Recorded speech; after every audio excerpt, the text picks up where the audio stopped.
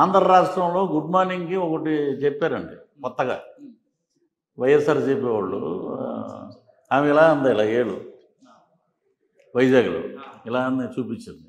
అది ఎంత నిజమైన మాట అనేది అందరికీ తెలుసు ప్రపంచవ్యాప్తంగా. అదేంటంటే అది గుడ్ మార్నింగ్ అండి, గుడ్ మార్నింగ్ అంటే ఇలా అన్నారండి మేడం. సార్ సినీ ఇండస్ట్రీ నుంచి వచ్చిన పొలిటికల్ నాయకులు ఎవరైనా కాస్త ఆచితూచి వ్యవహరిస్తారు. అది చిరంజీవి గారు కానివ్వండి, పెద్ద ఎన్టీఆర్ కానివ్వండి, తర్వాత పవన్ కళ్యాణ్ గారు కానివ్వండి, ఇంకా మీరు కానివ్వండి, ఇంకా చాలా మంది ఉన్నారు. అంటే సమ్ స్పెసిఫైడ్ నేమ్స్ ఉన్నాయి. వాళ్ళల్లో ఎవరో కూడా బూతులకు పెద్దగా పని చెప్పరు, ఎవరు లేరు, ఒక్క రోజా గారు తప్ప. అంటే ఎందుకు అవి ఇప్పుడు ఎందుకంటే ఇప్పుడు ఆ జోగి రమేష్, ఏమే కొడాల నాని గారు, ఇంకా అంబటి రాంబాబు. కొడాల నాని గారు అంటారా, కొడాల నాని అంటారా? మనం వాళ్ళ రెస్పెక్ట్ ఇవ్వకపోతే మనం రెస్పెక్ట్ ఇద్దాం.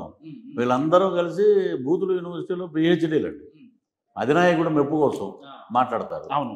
ఆయన అయితే మరి దారుణంగా ఆనా కొడుకు ఈనా కొడుకు, ఈనా కొడుకు అలాంటోడు, ఈనా కొడుకు ఇలాంటోడు అని అతను మాట్లాడతాడు. ఈమెమంటదంటే ఒక దరిద్రుడు జైలుకి వెళ్తే ఇంకో దరిద్రుడు సపోర్ట్ చేశారన్న మాట.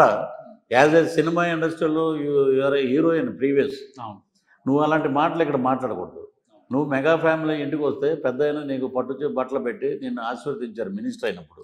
నువ్వన్నీ మర్చిపోయి ఎథిక్స్ మోరల్ వాల్యూలు వదిలేసి పవన్ కళ్యాణ్ ఒక గాడిదని, ఒక వెకేషన్ స్టార్ అని ఎలా పడితే అలా మాట్లాడు. వీటికి అన్నిటికీ నీకు సమాధానం ఉంది. పవన్ కళ్యాణ్ గారిని అని, పార్టీని అని, రజనీకాంత్ గారిని అన్నారు. నీకు ఫస్ట్ నువ్వు ఎప్పుడైతే రజనీ సార్ మాట నోటంతో వచ్చిందో నీ ఓటమికి ఫస్ట్ పునాది పడిపోయింది.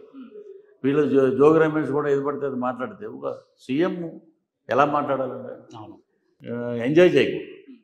స్టేజ్ మీద వేదిక మీద ఉండి నవ్వుతుంటాడు ఆయన. ఆయనే అన్నాడు, ఆయన అంటే యథా రాజా తథా ప్రజ. ఆయన ఏమన్నాడు, వాళ్ళ మంత్రులు అలా మాట్లాడటం అంటే ఈయన చూసే కదా. ఒక అసలు ఆడవాళ్ళ పట్ల ఒక ముఖ్యమంత్రికి ఉన్నటువంటి భావం, గౌరవం, అభిమానం, ఒక ఆమె లోకలు, ఒక భార్య నేషనల్, ఇంకో భార్య ఇంటర్నేషనల్. అంటే నువ్వు ఆడవాళ్ళకి ఇచ్చే గౌరవం ఇదే అండి. ఒక ముఖ్యమంత్రి అంటే మీరు ఇలా మాట్లాడవచ్చా? పవన్ కళ్యాణ్ గారు గట్టిగా మాట్లాడితే మీరు 4.5 సంవత్సరాల్లో మీరు అప్పుడప్పుడు ఆగిపోయి అరిగిపోయి ఆ బట్టన్లు అరిగిపోతే నొక్కటం తప్పితే ఏం చేశారు మీరు? ఆయన మాట్లాడరు కాబట్టి వీళ్ళు రెచ్చిపోతూ ఉంటారండి. అంతేనండి. ఇప్పుడు ఏ రోజైనా 4.5 సంవత్సరంలో అభివృద్ధి ఏది? అభివృద్ధి గురించి ఎక్కడైనా మాట్లాడారా? ఒక ప్రెస్ మీట్ పెట్టి ఏమంటే మేము ఇలా డెవలప్ చేసాం, ఇలా ముందు ఇలా ఉంది ప్రాజెక్టు, కేంద్రం నుంచి నిధులు రావాలి, వచ్చాక ముందుకెళ్తుంది. మరి రోజా గారికి ఏం చెప్తారు సార్ ఆ విషయంలో? ఆ విషయం అప్పుడు బాగా ఇది అయిపోయారు మీ మీద. అంటే ఆయన ఇట్లా చేశారు, అట్లా చేశారు, నేను అసలు మేము ఇలా చేస్తాడు అనుకోలేదు, మాట్లాడేస్తారు. ఏం చేశారండి? ఏమన్నా దాన్ని చేయబట్టుకున్నామా? దాంతో శృంగార క్రీడలు ఏమైనా చేశారా? లేకపోతే దాన్ని ఏమన్నా నాశనం చేశారా? ఇప్పుడు మీరు టీవీలో చూడండి, ఒక ఎస్ఐ ఒక బొమ్మ ఏదో ఒకటి వేస్తారు. ఏమంటే మీరు ఈ పని చేయాలంటే మీరు నాతోటి పడుకోవాలంటది అంటాడు ఇతను. నేను అలా పడుకోనండి అంటది. అలాంటివి ఏమైనా ఉన్నాయి మా మీద? లేవు కదా. మా మీద లేని వాళ్ళు చేసుకునే ఎడిటింగ్ కరెక్ట్గా లేదు. ఆఫీస్ మెట్ల మీద నిలబడ్డానండి, వర్షంలో తడిశానండి, మీరు రావట్లేదండి అన్న దాని మాటలని తీసుకుని నువ్వెవరమ్మా అసలు?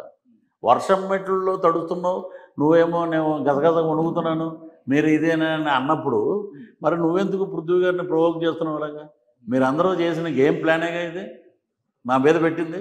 నా మీద ఎవడైనా అడిగేటప్పుడు మీరు ఎదుగుతున్నారని కదా అప్పుడు ఆ స్పాన్లో. ఏమంటే నేను ఒకటే అండి, వెంట్రుక ముక్కతో సమానం నీ ప్రభుత్వం నాకు ఇచ్చిన పదవిని నేను అన్నాను. ఎందుకంటే వెంకటేశ్వర స్వామి దగ్గర నేను 6 నెలలు బ్రహ్మాండంగా ఉన్నా. ఆయన దగ్గర చాలా తక్కువ మందికి వస్తుంది. ప్రపంచంలో ఎవరికి దొరకని గొప్ప అదృష్టం ఏదైనా ఆస్కారం మించి అవార్డు ఎవరో దొరికిందంటే పృథ్వీరాజుకి. అది ఒక జగన్ ప్రభుత్వం ఇచ్చిందని కాదు, అది ఒక మార్గదర్శకం జగన్ని పెట్టారు అంతే. అలా వెంకటేశ్వర స్వామి రాసి ఉంది, విధిలిఖితం దైవ నిర్ణయం. ఎక్కువ ఎవరైతే వెంకటేశ్వర స్వామిని పూజిస్తారో వాళ్ళు కొన్ని సంవత్సరాలు దూరం ఉంటారు. తర్వాత నేను వెళ్ళాను గుడికి, అద్భుతమైన, మొన్న ఈ మధ్య వెళ్ళాను, అద్భుతమైన ఆదరణ అందరూ. వీళ్ళు ఇప్పుడు ఏమన్నా పృథ్వీ గారు ఇది దీంట్లో నేను ఉన్నా, దీంట్లో మేము దోచుకోవాలనుకుంటున్నాం, మీరు అడ్డం, మీరు వెళ్ళిపోండి, మేము మెంబర్స్ని కూడా కొనుక్కుంటాం డబ్బులు ఇచ్చి. SUBC chairman is the representative for board member, దాంట్లో కూడా అతను వెళ్ళొచ్చు ఎక్సెప్షివ్ లాగా, అఫిషియల్ మెంబర్ దాంట్లో. అది కూడా నాకు లేదన్నారు. అంత కరాఖండిగా అంత ఇదిగా అతను. అప్పుడే మీకు అర్థమైపోయిందా? అర్థమైపోయింది అప్పుడే, ఇది అనవసరం రానైనా, ఇది కరెక్ట్ కాదు, వీళ్ళందరూ దోచుకోవటం ఇదిలో ఉన్నారు. కావాలని మనకేంటంటే అండ కొండ దండ ఉండాలి. ఏమీ లేవు. భగవంతుని నమ్ముకున్నాం, మన ధైర్యాన్ని నమ్ముకున్నాం, ఆత్మవిశ్వాసం పోగొట్టుకున్నాం. నీచంగా నేను కింద స్థాయిలోకి వెళ్ళి మాట్లాడను. అది నా క్రెడిబిలిటీ.